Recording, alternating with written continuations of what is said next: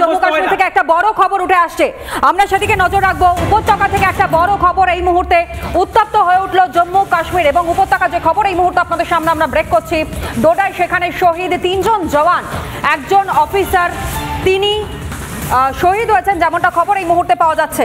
এই মুহূর্তে ভয়ঙ্কর খবর উঠে আসছে ডোডা থেকে এবং মর্মান্তিক খবর, 3 জন জওয়ান শহীদ হয়েছেন, একজন অফিসার শহীদ হয়েছেন। যদিও বলা হচ্ছে যে টেররিস্ট অর্থাৎ পাকিস্তানি জঙ্গিরা প্রবেশ করেছিল কাশ্মীরে, তাদেরকে কোণঠাসা করা হয়েছে, গুলির লড়াই চলছে, খতম করা হবে প্রত্যেক জঙ্গিকে এবং গোটা এলাকা ঘিরে ফেলেছে সেনাবাহিনী। এই মুহূর্তে গুলির লড়াই, পাকিস্তানি অনুপ্রবেশকারী জঙ্গি যারা, তাদের সঙ্গে গুলির লড়াই চলছে। 3 জন জওয়ান শহীদ হয়েছেন এবং একজন অফিসার শহীদ হয়েছেন। এই মুহূর্তের সবচেয়ে বড় খবর, ডোডায় শহীদ হয়েছেন 3 জন জওয়ান এবং একজন অফিসার। জম্মু কাশ্মীর পুলিশ এবং একই সঙ্গে সেনাবাহিনীর জওয়ানরা তারা যৌথ অভিযান চালাচ্ছেন বিভিন্ন জায়গায়। যে পয়েন্টগুলো রয়েছে তাতে নাকা তল্লাশি চালানো হচ্ছে, কোথায় আত্মগোপন করে রয়েছে এই জঙ্গিরা সেই খোঁজ ইতিমধ্যেই চালাচ্ছেন সেনাবাহিনীর জওয়ানরা। যৌথ অভিযানে সেই ছবিও আপনারা দেখতে পাচ্ছেন, যেভাবে জঙ্গি হামলা ফের একবার উত্তপ্ত হয়ে উঠল উপত্যকা। ডোডায় সেখানে জঙ্গিদের সঙ্গে গুলির লড়াইয়ে শহীদ 3 জওয়ান এবং একজন অফিসার বলেই খবর। একেবারে এইদিকে নজর রাখবো এবং প্রতিটা আপডেট তুলে ধরবো, ফিরবো আলোচনায়। এবং এই আলোচনায় যে জায়গায় আমরা ছিলাম, তনয়া অত্যন্ত একটা অদ্ভুত লজিক রাজুবাবু দিচ্ছেন যে কেউ প্রমাণ হয়নি, প্রমাণ তো হবে যখন বিচার শেষ হবে। কিন্তু যেমনটা উনি বলছেন, মন্ত্রীরা জেলে রয়েছেন। আমি যাবো ঝন্টুবাবুর কাছে। ঝন্টুবাবু, প্রমাণই হয়নি, আপনারা বেকার বলছেন চাকরি চুরি হয়েছে। এই রাজ্যে কোনো চাকরি চুরি হয়নি, আপনারা কেউ প্রমাণ করতে পারেনি, আপনারা বেকার কথা বলেন। আমরা আলোচনার থেকে সম্পূর্ণ ঘুরে গেছি। দেখুন, এই আলোচনায় ও সাফারার, আমার পাশে ভাইটি বসে আছে, আমি কিন্তু লিগালি এই যে সেগ্রিগেশন, এই যে প্রসেসটা, যেখানে ভ্যাকেন্সি ছিল 24,640টি, অ্যাপয়েন্টমেন্ট ইস্যু হয়েছিল 25,753টি, লিগাল ব্যাপারটায় 2019 সাল থেকে আমি যুক্ত। ফলে এখানে কিন্তু স্ক্রুটিনাইজড করে আমি বলতে পারি কে বলেছে এটা প্রমাণিত হয়নি। আমি আপনাকে পরিষ্কার বলছি, 112টা থানার সংগঠিত যে অ্যাপয়েন্টমেন্ট চুরি, চাকরি চুরির 112টা থানায় যে মামলা হয়েছে, তার ভিত্তিতে কিন্তু লাস্ট সুপ্রিম কোর্টের এটা হয়েছে মামলাটা এবং শুনানিটা। আমি আপনাকে পরিষ্কার বলছি, দেখুন যে এখানে সুপ্রিম কোর্টের নির্দেশে যে হাইকোর্টের সিঙ্গেল বেঞ্চ যে জাজমেন্টটা দিয়েছিল, যেটা বকলমে সুপ্রিম কোর্টেরই জাজমেন্ট, সেখানে বলেছিল 16 কলায় 16টা বিভিন্ন মানে পদ্ধতিতে চুরিটা হয়েছে, যেটা বলছে মাল্টি লেয়ার করাপশন, যেটা ভারতবর্ষের স্বাধীনতার পরে কোথাও হয়নি। বলছে 16টা, আমি 16 কলা পূর্ণ আমরা বলি না, 16 দফাতে চুরিটা হয়েছে। আমি আপনাকে বলছি চুরি হয়নি। এই যে এসএসসির কথা বলা হচ্ছে, এসএসসি বারবার হাইকোর্ট সুপ্রিম কোর্টে হলফ করে বলেছে আমরা চাকরি চুরি হলেও যোগ্য অযোগ্যের কোনো রকম লিস্ট আমাদের কাছে নেই, ওএমআর নেই।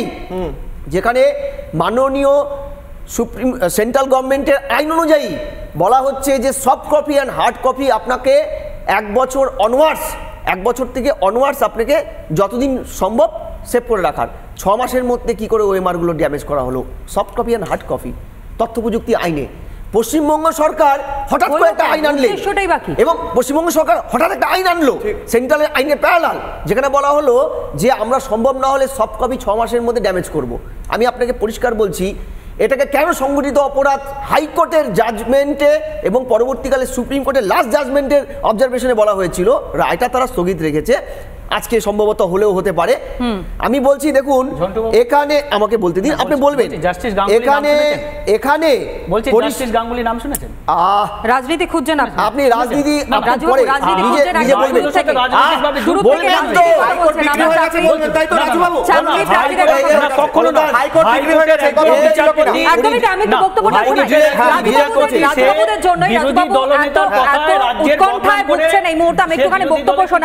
রাজবাবু একটু বক্তব্য শুনুন না। মমতা বন্দ্যোপাধ্যায় আপনাদেরই দলের সুপ্রিমো, তিনি যেমনটা বলছেন এবং একই সঙ্গে আপনাদের দলেরই second in command Abhishek Bandyopadhyay, তিনিও বারংবার যখন এই রায়গুলো সামনে আসে বা আদালতের এই পর্যবেক্ষণগুলো সামনে আসে কিশোরায়, মনে থাকবে যে তখন কিন্তু বিভিন্ন সময় তারা দেখছেন রাজনৈতিক ষড়যন্ত্র, বিভিন্ন সময় বিরোধীদের চক্রান্ত, যেমনটা রাজবাবু মনে করছেন, আর না হলে আদালত সম্পূর্ণভাবে বিক্রি হয়ে গিয়েছে। বক্তব্যগুলো আগে আপনাদের সামনে আমরা তুলে ধরি। শিক্ষক শিক্ষিকাদের বলবো, আজকে 26,000 ছেলে মেয়েদের চাকরি খেয়ে নেওয়ার প্রতিবাদে কোনো শিক্ষক শিক্ষিকা একটি ভোটও সরকারি কর্মচারী থেকে শুরু করে আর বিজেপিকে দেবেন না। সিপিএম কংগ্রেসকে দেবেন না। এরা চাকরি খেয়ে নিচ্ছে, আপনার ভবিষ্যৎ খেয়ে নিচ্ছে। কে জানে কাল আবার চাকরি খাবে। এরা যত তাড়াতাড়ি বিদায় নেয় তত মঙ্গল, দেশের মঙ্গল। বাংলায় কি সব স্কুল বন্ধ হয়ে যাবে? বাংলায় কি স্কুল চলবে না? টিচারের চাকরি কি তার মানে আর হবে না? বাংলায় কি সব স্কুল বন্ধ হয়ে যাবে? বাংলায় কি স্কুল চলবে না? টিচারের চাকরি কি তার মানে আর হবে না? আমার হাতে 10 লক্ষ চাকরি রেডি হয়ে পড়ে আছে রাজ্য সরকারে, শুধু করতে পারছি না এই বিজেপির জন্য। কিছু করলে বিজেপি গিয়ে কোর্টে গিয়ে একটা পিল করছে, আর বিজেপির পিল খেয়ে চাকরিটাকে কিল मेरे দিচ্ছে। क्यों अब 26,000 टीचर को चाकरी खा लिया? क्यों खा लिया? नौकरी देना तो नहीं सकते हैं। नौकरी लेने के लिए दोस्ती बना के मस्ती चलता है। लोगों का जिंदगी आग में जलेगा और आपका मस्ती चलेगा? नहीं चलेगा। हम पूरा टीचर लोगों को साथ, पूरा कर्मचारी का साथ, हम पूरा परिवार का साथ, हम लोगों ने आपका साथ है। ভোটে হারছে মানুষ, কাঁদছে, ওরা হাসছে। চাকরি যাচ্ছে, ওরা হাসছে। শিক্ষকদের চাকরি না দিয়ে চাকরি খেকেও ভাগ, এদের বিরুদ্ধে বলুন চাকরিও বন্ধ, তোমার ভোটও বন্ধ। মুখ্যমন্ত্রী মমতা বন্দ্যোপাধ্যায়ের বক্তব্য আপনাদের সামনে আমরা তুলে ধরলাম, কিন্তু এখান থেকে বেশ কয়েকটা বিষয় উঠে আসছে। উনি বলছেন স্কুলগুলো নাকি বন্ধ করবার একটা পরিকল্পনা চালানো হচ্ছে। রাজ্যের 8,000 স্কুল যেখানে এখনো পর্যন্ত কোনো শিক্ষক নেই, সরকারি স্কুলগুলোর এইরকমই ছবি হয়তো যারা দর্শক বন্ধুরা বসে রয়েছেন তারাও হয়তো এর ভুক্তভোগী, তারাও হয়তো জানেন আশপাশে যে সকল সরকারি স্কুলগুলো একেবারে রমরমিয়ে চলছিল, সেই স্কুলে বর্তমানে শিক্ষক নেই, যে কারণে কার্যত ধুঁকছে। শুধু এখানেই শেষ নয়, অভিষেক বন্দ্যোপাধ্যায়ের বক্তব্য তো এখনো বাকি রয়েছে, কিন্তু তার আগে একটা জিনিস দেখাই তনয়া, 2016 যে রায়, যে কথা রাজুবাবু বারবার বলছেন, মমতা বন্দ্যোপাধ্যায় বারবার দোষারোপ করছেন, একবার দেখে নি রায়তে কি ছিল এক্স্যাক্টলি।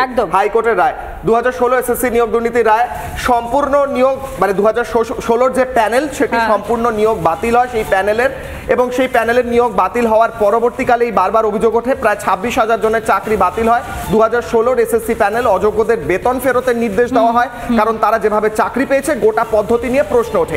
1 মাসের মধ্যে সুদ সহ বেতন ফেরতের নির্দেশ হয়।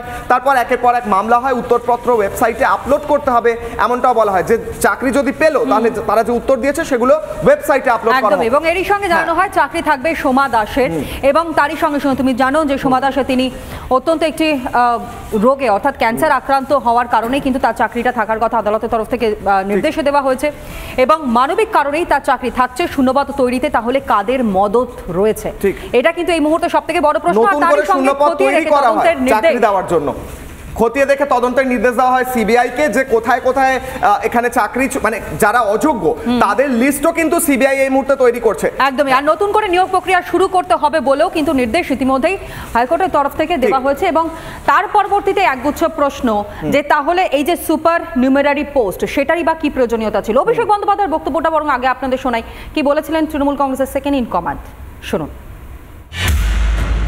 এই যে 25,000 লোকের চাকরি গেছে, সিপিএম এর বড় বড় নেতারা হাইকোর্টে মামলা করে মানুষের চাকরি, যোগ্যদের চাকরি কেড়ে নিয়েছে। আর সিপিএম এর দোসর হচ্ছে ভারতীয় জনতা পার্টি, তাদের সাংগড়েদের নাম হচ্ছে ভারতীয় জনতা পার্টি। একদিকে মমতা ব্যানার্জির সরকার চাকরি দিচ্ছে, আর একদিকে সিপিএম আর বিজেপি চাকরি খাচ্ছে।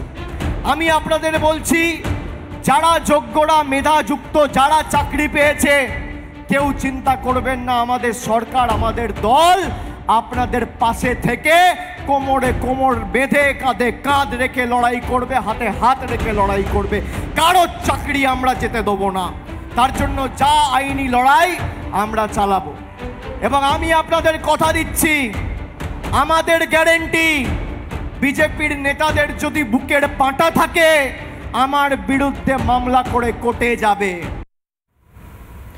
অভিষেক বন্দ্যোপাধ্যায়ের বক্তব্য শোনালাম আমরা কিশলায়। দেখো তিনি বলছেন যে কারোর চাকরি যেতে তারা দেবেন না, অত্যন্ত ভালো একটা পদক্ষেপ, আমরা সাধুবাদ জানাচ্ছি। কারোর চাকরি যাক এটা আমরাও চাই না, কিন্তু যারা অযোগ্য আর যারা যোগ্য তাদের মধ্যে ডিফাইনটা তাহলে কিভাবে করবেন? ঠিক, আমি ঝন্টু বাবুর কাছে আবার আসবো, তার আগে জয়বাবু এখন পর্যন্ত বলেননি। জয়বাবু, অভিষেক বন্দ্যোপাধ্যায় বললেন কাঁধে কাঁধ রেখে মাথায় মাথা রেখে কোমরে কোমর রেখে তিনি লড়াই করবেন, কারোর চাকরি যেতে দেবেন না।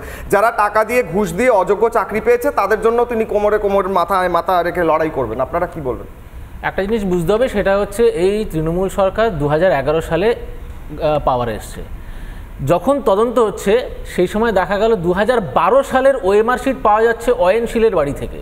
এবং আমি যদি এসএসসি ঘটনা নিয়ে বলি, তাহলে এই এসএসসি মামলায় আমরা দেখতে পেলাম যে ওএমআর শিট প্রিজার্ভ করার কথা ছিল, সেই প্রিজার্ভ তো করাই হয়নি। তার মধ্যে বিভিন্ন রকম ক্লজ ঢোকানো হয়েছে, যে এজেন্সিকে দেওয়া উচিত ছিল, যে দপ্তরের কাজ ছিল এইগুলোকে প্রিজার্ভ করার, তারা কিন্তু একটা অন্য জায়গায় দিয়ে দিয়েছিল এইগুলোকে প্রিজার্ভ করার জন্য। তারা অ্যাকচুয়ালি স্ক্যান করেনি, প্রিজার্ভও করেনি। তার মানে এটা কিন্তু খুব ভালোভাবে প্রমাণিত যে তারা কিন্তু প্রমাণ রাখতে চায়নি এই দুর্নীতি। এক, দ্বিতীয় কথা হচ্ছে আজকে ধর্ণামঞ্চ নিয়ে কথা হচ্ছে, পাশে ভাই বসে আছে, দীর্ঘদিন ধরে ধর্ণা দিচ্ছে। আজকে এই ধর্ণার সঙ্গে অনেকে আজকে রাজপথে কিন্তু ধর্ণা দিচ্ছে, তার মধ্যে ডিএর প্রার্থীরাও ছিল যারা ডিএর জন্য ধর্ণা দিচ্ছিল। আজকে একটা জিনিস বলুন, মুখ্যমন্ত্রী ওনাদের জন্য কি উক্তি করেছিলেন? ঘেউ ঘেউ করবেন না, এটা হচ্ছে মুখ্যমন্ত্রীর ভাষা। আজকে দিনের পর দিন যখন তৃণমূল নেতারা এনাদের ডেকে ডেকে প্রতিশ্রুতি দিয়েছেন, আজকে বলুন তো একটা প্রতিশ্রুতি ওনারা রাখতে পেরেছেন? যে কোনো নেতা, সেটা কুণাল ঘোষ হোক, সেটা শিক্ষামন্ত্রী হোক, যে ব্রাত্য বসু হোক, হোয়াট এভার। পশ্চিমবঙ্গের অবস্থা দেখুন, যেখানে শিক্ষামন্ত্রী জেলে, যেখানে আপনারা দুবেলা দেখিয়েছেন টেলিভিশনের মাধ্যমে যে তার বান্ধবীর বাড়ি থেকে কোটি কোটি টাকা পাওয়া গেল, তাকে হিঁচড়ে কলার ধরে নিয়ে গেল জেলে। আজকে আমি তো একটাই আবেদন করব, যারা টাকা দিয়ে চাকরি পেয়েছেন, যারা টাকা দিয়েছিলেন, তারা আজকে তৃণমূলের ওই নেতাদের বাড়িতে যান, তাদের কলারটা ধরুন, আগে বলুন আমার টাকাটা ফেরত দাও আর আমার চাকরি যেন বহাল থাকে সেটা তোমারই দায়িত্ব, এটাকে এনশিওর করুন। সর্বপ্রথম হচ্ছে আজকে এই সিচুয়েশনে কেন, এই সিচুয়েশনে আমরা দাঁড়িয়ে থাকবো কেন, এত কিছু হবেটা কেন, এই ভাইরে ফেস করবে কেন, এদেরকে রাজপথে বসতে হবে কেন? তার কারণটাই হচ্ছে মুখ্যমন্ত্রী সব জানা সত্ত্বেও চুপ ছিলেন।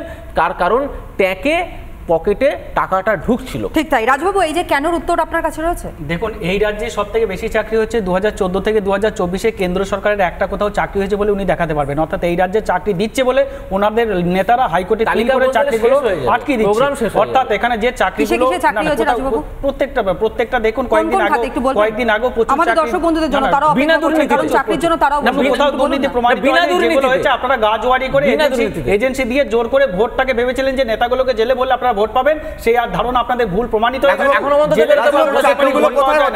রাজুবাবু, চাকরিগুলো কোথায় হচ্ছে? প্রচুর ডিপার্টমেন্ট হচ্ছে, কয়েকদিন আগেও কয়লা ডিপার্টমেন্ট। না এই সব বাজে কথা আপনারা কেন বলেন? কয়লা ডিপার্টমেন্ট আছে, এইসব মিডিয়া ব্রেকে যেতে হবে দ্রুত। ঝন্টু বাবু 10 সেকেন্ড, কয়লা ডিপার্টমেন্টে কি চাকরি হয়েছে? এত চাকরি কোথায় হচ্ছে দেখতে পাচ্ছেন? প্রথমেই বলছি, মুখ্যমন্ত্রী মমতা ব্যানার্জি কিন্তু গুলিয়ে ফেলার চেষ্টা করছেন। এই যে একটা সিস্টেমেটিক ফ্রডকে লিগালাইজ করছেন উনি, আমি বলছি এই যে এটা কিন্তু একটা সুমোটো হতে পারে। হাইকোর্টের শুনানিকে নিয়ে উনি এই সব প্রকাশ্যে বলছেন, একটা সাংবিধানিক প্রধান একটা পোস্টে বসে থেকে। রাজুবাবুরা কি কথা বলে, কি নির্লজ্জ যে তাদের সরকার চালিত এসএসসি প্রকাশ্যে 3 বার হলফনামায় বলেছে আমরা অযোগ্য যোগ্য সেগ্রিগেশন করতে পারবো না, কারণ আমাদের যোগ্য অযোগ্যদের ওএমআর নেই, ওএমআর নির্দেশ দিয়ে নষ্ট করে দেওয়া হচ্ছে।